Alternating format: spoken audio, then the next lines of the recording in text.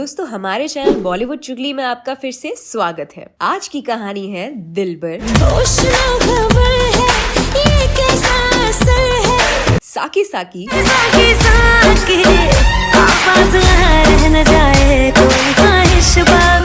पायल जैसे गानों से सबका दिल जीत लेने वाली नोरा फतेही की वेट्रेस से बॉलीवुड सेंसेशन तक का सफर जानने के लिए पूरी वीडियो एंड तक जरूर देखें।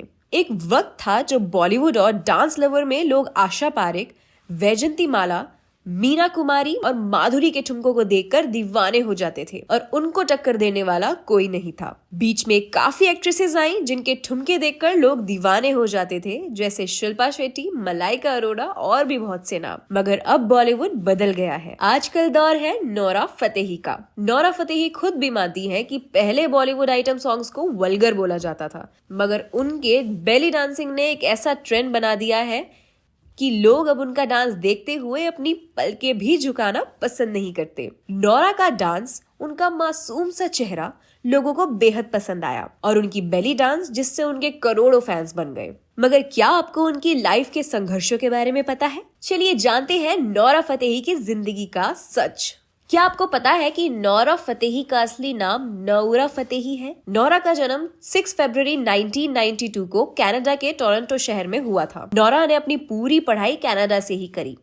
नोरा की माँ भारत की मूल निवासी हैं, शायद इसलिए ही नोरा का इंटरेस्ट बचपन से बॉलीवुड में था। जब नोरा कॉलेज में थी तब उन्होंने कॉलेज छोड़कर एक बड़ा फैसला लिया और ऑरेंज मॉडल मैनेजमेंट नाम की कंपनी के थ्रू इंडिया आ गई। ये सफर उनके सपनों को पूरा करने के लिए था, लेकिन रास्ते में काफी चैलेंजेस भी आए। शुरुआत में नोरा ने कई ब्रांड्स के लिए एडवर्टीजमेंट किया, लेकिन बॉलीवुड का सफर उनके लिए आसान नहीं था। नोरा ने अपना बॉलीवुड डेब्यू किया इन 2024 with movie roar tigers of the Sundarban नाम की मूवी के साथ। उस मूवी के बारे में नोरा ने द कपिल शर्मा शो पर बताया कि इस मूवी में उनके लीड एक्टर से मुंह बहस हुई और वो मुंह बहस बढ़ते बढ़ते हाथापाई वाली लड़ाई में बदल गई। इस मूवी ने कुछ खास काम नहीं किया था और लोग नोरा को इतना जानते भी नहीं थे, लेकिन उनका नाम बनाया तेलुगु फिल्म के आइकॉनिक सॉन्ग जैसे टेम्पर और बाहुबली द बिगनिंग में उनके डांस परफॉर्मेंस ने।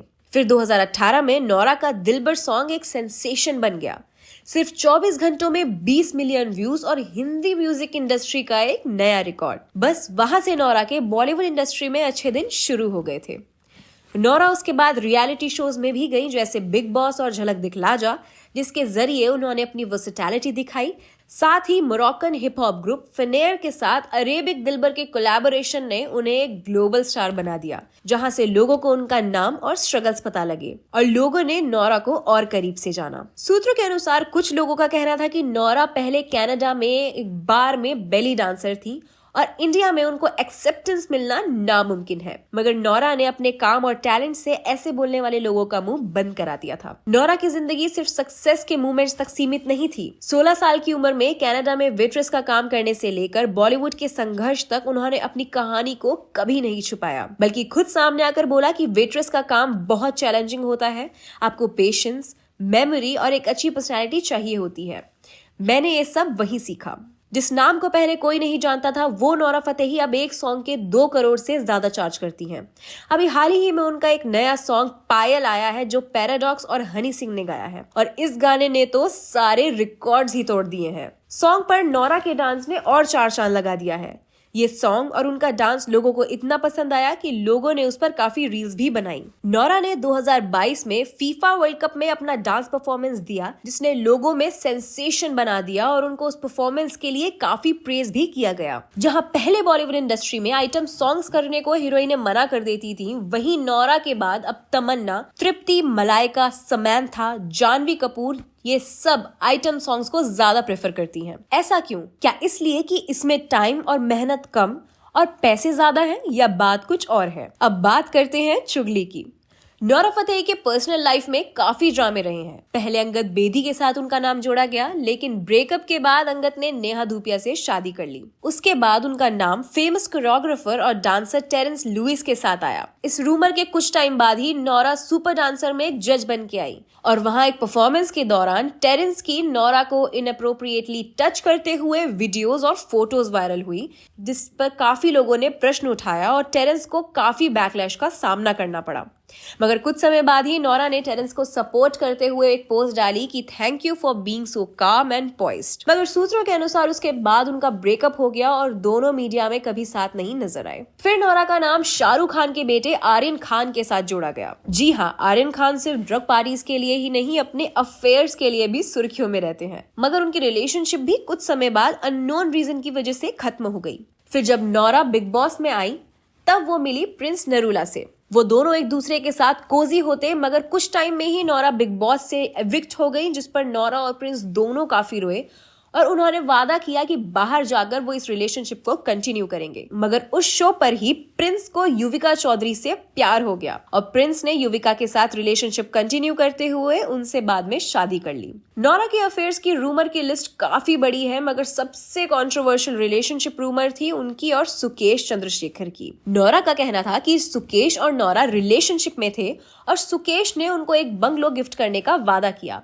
मगर ये बात बाहर आने पर सुकेश ने मीडिया को उनकी और नोरा की चैट्स का एक स्क्रीनशॉट दिखाया और एक स्टेटमेंट दिया कि नोरा मुझसे पहले ही बहुत सारे पैसे ले चुकी हैं मोरक्को में अपने फैमिली के लिए एक घर बनाने को, और वो ये सब बस लॉ से बचने को कर रही हैं। इस कंट्रोवर्सी के साथ चले चले वो एक और नई कंट्रोवर्सी में फंस गई विद जैकलीन फर्नांडिस। जैकलीन ने नोरा को सुकेश के केस के बाद मीडिया में एक इंटरव्यू के दौरान गोल्ड डिगर बोला, जो नोरा को नागवार गुजरा, और नोरा ने जैकलीन पर डिफेमेशन केस डाल दिया। ये केस और दोनों एक्ट्रेसेस में डिस्प्यूट्स अभी तक चल रहे हैं। इसके बाद नोरा का नाम जुड़ा इंडिया के लार्जेस्ट म्यूजिक लेबल के मालिक भूषण कुमार के साथ। वो दोनों साथ घूमते और उनकी साथ में काफी तस्वीरें भी आती। मगर ये एक्स्ट्रा मैरिटल अफेयर ज्यादा टाइम तक नहीं चल पाया। जब भूषण की पत्नी दिव्या घोसला को ये बात पता चली तो दिव्या और नोरा के बीच में काफी डिस्प्यूट्स हुए और सूत्रों का कहना है कि दिव्या कुछ समय के लिए भूषण के साथ न रहकर एक होटल में रह रही थी।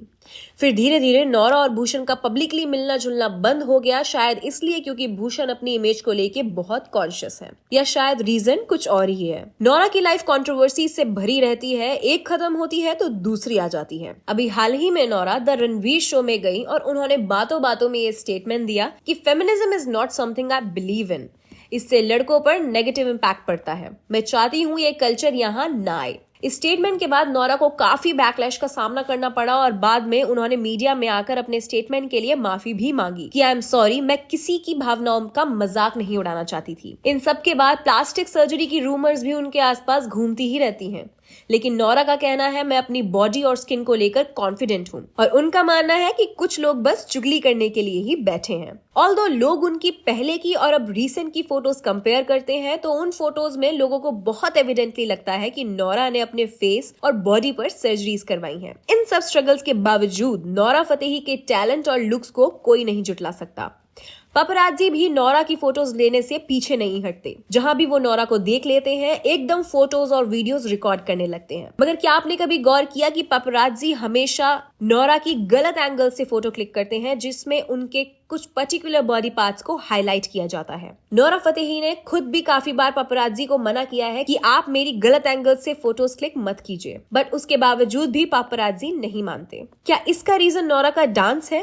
क्योंकि इतने सक्सेसफुल होने के बावजूद भी नोरा के डांस को कुछ लोग काफी क्रिटिसाइज करते हैं और वल्गर बोलते हैं। मगर इन सब के बावजूद नोरा की फॉलोइंग दिन प्रतिदिन बढ़ती जा रही है। उनके इंस्टाग्राम पर भी 47.1 मिलियन फॉलोअर्स हैं। नोरा ने एक YouTube इंटरव्यू में बॉलीवुड के डार्क साइड को एक्सपोज किया। उन्होंने बताया कि कैसे लोग वनरेबल न्यू कमर्स का फायदा उठाने की कोशिश करते हैं। इंडस्ट्री में काफी स्ट्रगल्स हैं और नोरा ने इन सब चीजों के बाद अपनी जगह इंडस्ट्री में बनाई है। क्या उन्होंने कभी अपने साथ कोई ऐसी जागती महसूस की जो उन्हें ऐसा स्टेटमेंट देना पड़ा? क्या उनका मीडिया इंडस्ट्री को एक्सपोज करना ही एक रीजन है कि वो सक्सेसफुल हीरोइन ना बनकर बस एक आइटम सॉन्ग गर्ल रह गई हैं? टोरंटो की एक छोटी सी लो प्रोफाइल लड़की से लेकर बॉलीवुड के स्टेज तक का सफर। नोरा फतेही की कहानी एक मिसाल है कि अगर सपने बड़े हैं और हिम्मत मजबूत तो कुछ भी मुमकिन है। ये सिर्फ एक एक्ट्रेस और डांसर की कहानी नहीं है, ये नोरा फतेही की कहानी है जो अपने संघर्षों को सक्सेस के जरिए दुनिया के सामने लाई है। आज नोरा सिर्फ एक एक्ट्रेस और डांसर नहीं, एक ग्लोबल आइकन है। अपनी मेहनत और डेडिकेशन के साथ उन्होंने बॉलीवुड और इंटरनेशनल प्लेटफॉर्म पर अपना नाम बनाया है। लेकिन एक बात तो क्लियर है, नोरा फतेही का सफर अभी खत्म नहीं हुआ है, कहानी अभी बाकी है। और वो कहते हैं ना, you can love her, you can hate her, but you can't ignore her. आपको नोरा के बारे में सबसे इंटरेस्टिंग फैक्ट क्या लगा, कमेंट्स बॉक्स में हमें जरूर बताइए। और अगर आपको ये वीडियो पसंद आई हो तो लाइक, शेयर और बॉलीवुड चुगली को सब्सक्राइब करना ना भूले। मिलते हैं अगले एपिसोड में नए गॉसिप के साथ।